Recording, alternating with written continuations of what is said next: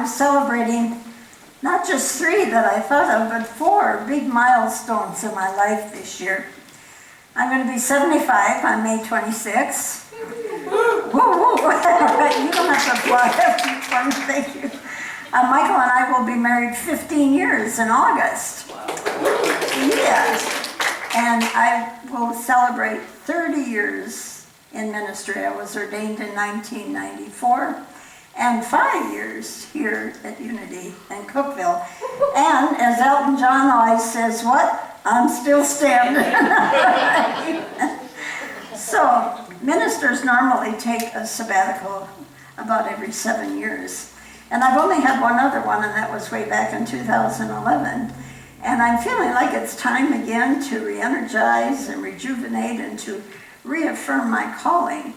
And so your wonderful Board of Trustees has approved me taking the month of May for a sabbatical so that I can be still and know that I am God. And that's something for all of us, not just me.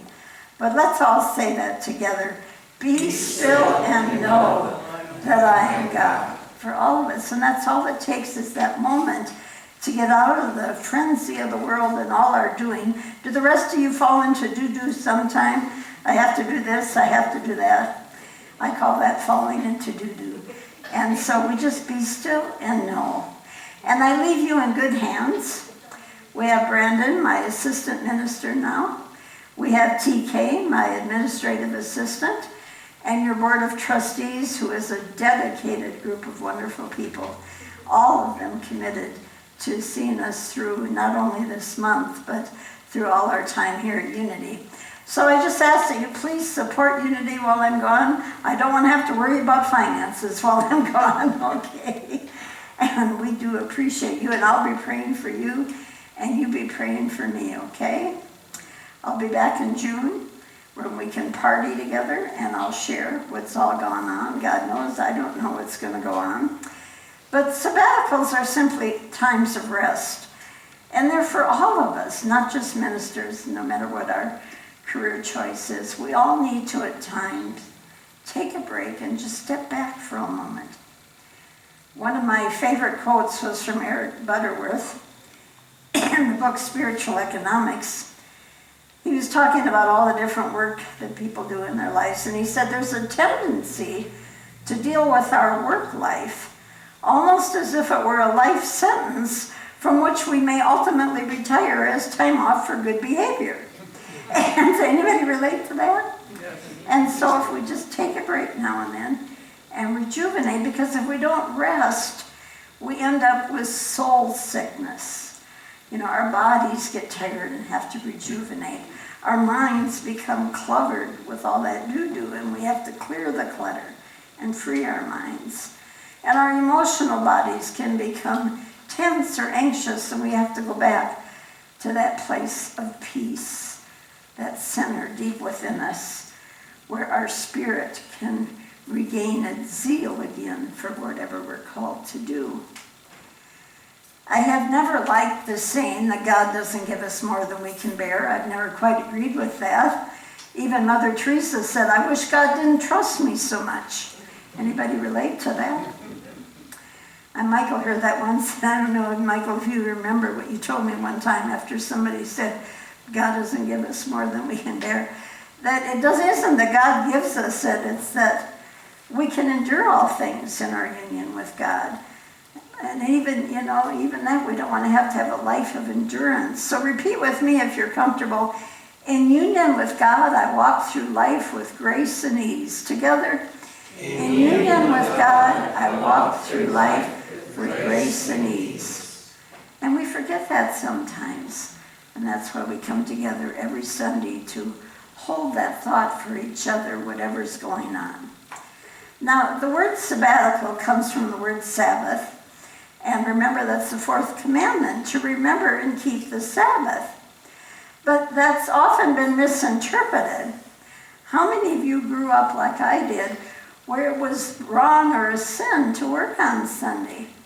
And I grew up where if you didn't go to church on Sunday and didn't go to confession, you could burn in hell forever for missing one Sunday. Talk about it. Now, as I become a minister, I get the guilt trip idea of getting people into church. I get that. There's a lot to be said for guilt at times, but oh my, that's not what it means. The first time I was sharing with somebody earlier, the first time I had a relative of mine who's Catholic come to my service, and she was a little nervous, not knowing who we were. But she looked around and she said, my gosh, these people are happy. They want to be here. You know, she couldn't quite understand. They want to be here. There's human laws and divine laws. God is love, and if it's not of love, it's not of God. It's a human law then. Although I am embarrassed at times, my inner old fart comes out at times. Anybody here have an inner old fart that comes out? And once in a while I think back to when Sundays were a day of rest. And now all the stores are open. Even the post office delivers on Sundays now. And I kind of miss those quiet days that were for friends and family. Eric Butterworth, in his book, Breaking the Ten Commandments, spoke of the Sabbath as a day of rest. He said it's not enough to simply have Sunday off and then get into projects equally as draining. Anybody here guilty of that? Where you have Sunday off, but you get into the doo-doo again. Americans especially have such frantic weekends of busyness that they may look forward to going back to work on Monday to rest up. Anybody ever have that? And in the process, it may be that the Sunday holy day has become a hollow day. To remember the Sabbath day is to periodically check up on yourself to determine if you're moving, thinking, working, loving, and living in the flow of universal rhythm. In the flow. Jesus said the Sabbath was made for man, not man for the Sabbath. Laws are to serve us. We don't serve the laws. They serve us. And laws should be principles to empower you, not to enslave you. However, some good came out of that literal legalism. Back when we lived in Oklahoma, there was an article in Oklahoma magazine that said when some American cities deemed the sale of ice cream sodas unlawful on Sunday because you weren't supposed to work on Sundays, sweet seekers of the late 1800s demanded an alternative. The Sunday was born when patrons requested ice cream topped with chocolate syrup on Sunday. So you see, God would approve because ice cream is divine, right? Okay.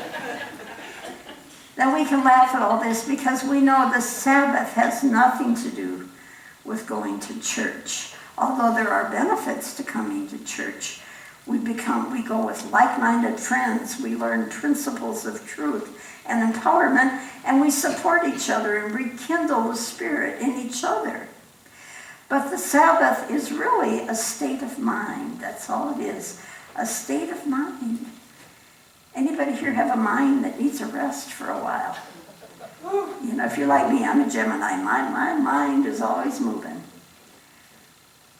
Just need a rest. That's what the Sabbath is, taking a rest. And so ministry requires a reliance on God.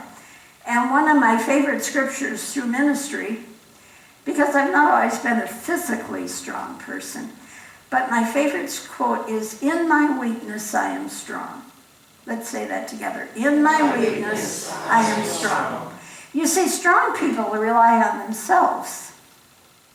And those who aren't as strong rely on the presence. Believe me, I have had to rely on the presence after over 30 years in ministry. Anybody here try to do it alone? How's that working for you? Yeah. Repeat with me. In my weakness, I am strong. Together. In my weakness, I am strong. And proof of this, if you look at the Bible, God always chose the weakest, most pathetic person to do the biggest deeds. Start with Moses. He was called to be a spokesperson for the Israelites. And he stuttered. He couldn't speak. His brother Aaron had to speak for him until he could do it himself. David was the smallest, wimpiest little guy, and he was chosen to fight Goliath, the giant. King Saul was not the sharpest knife in the drawer. He had anxiety attacks. He was fearful. He was pathetic. But he was chosen to be the first king of Israel. Samson was strong, but a woman did him in. So when I was called to ministry, I was a little insulted and humbled. Like, what am I, chopped liver? Until I realized it takes a lot of strength to be meek. It takes a lot of strength to rely on God instead of yourself. Repeat with me, in my weakness I am strong. Together, in my weakness I am strong. It takes spiritual strength, not physical strength. The Course in Miracles remind us, if you're doing it alone, you have every right to be afraid. I love that one, if you're doing it alone. And I have learned so much over my 30 years. The first thing I learned was I wasn't called to help others. You know, people that are called get kind of a feeling sometimes, well, I'm here to save the world, you know. I realized after a while, I'm in ministry to help myself. People come up to me after service and say, you said just what you needed to hear. And I said, no, I said what I needed to hear. And if you get help, that's wonderful. So we're called for our own spiritual growth. That's the first thing I learned.